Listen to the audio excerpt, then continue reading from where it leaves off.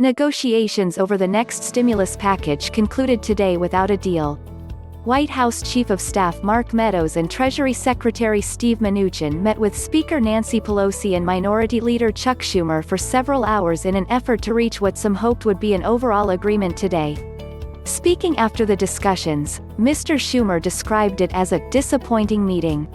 He said they reiterated their offer to reduce the $3.4 trillion cost of the HEROES Act bill by $1 trillion if Republicans would increase the $1 trillion cost of the HEALS Act by $1 trillion.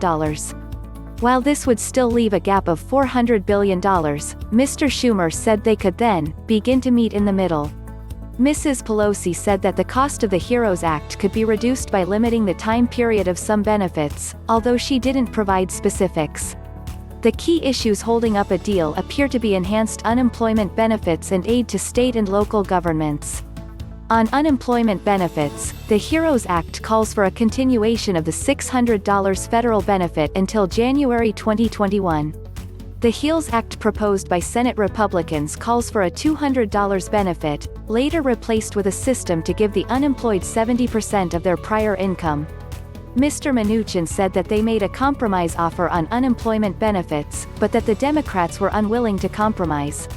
He did not provide details of the offer. As for state and local government aid, the HEROES Act calls for about $1 trillion in spending. While the Republicans are willing to provide some aid, it falls far short of what the Democrats have proposed. According to Mr. Meadows, 2 weeks ago Democrats wanted $915 billion for state and local aid, and their position hasn't changed. Both sides said they are willing to hear compromise proposals from the other side. Neither side indicated when they may meet again to continue negotiations. Failing to reach either a comprehensive deal or a more narrowly targeted compromise, attention turns to President Trump. Mr. Mnuchin said that they will recommend to the president that he move forward with issuing some executive orders. They acknowledge that this is not the first choice. Specifically, Mr. Mnuchin said that they will recommend that the president issue executive orders in 3 areas. He didn't provide specific details on what relief the president could or would provide in each of these areas.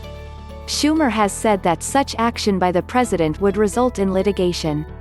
Based on a tweet President Trump made yesterday, he is also still considering a payroll tax cut. In addition to unemployment benefits, many have been anticipating a second stimulus check.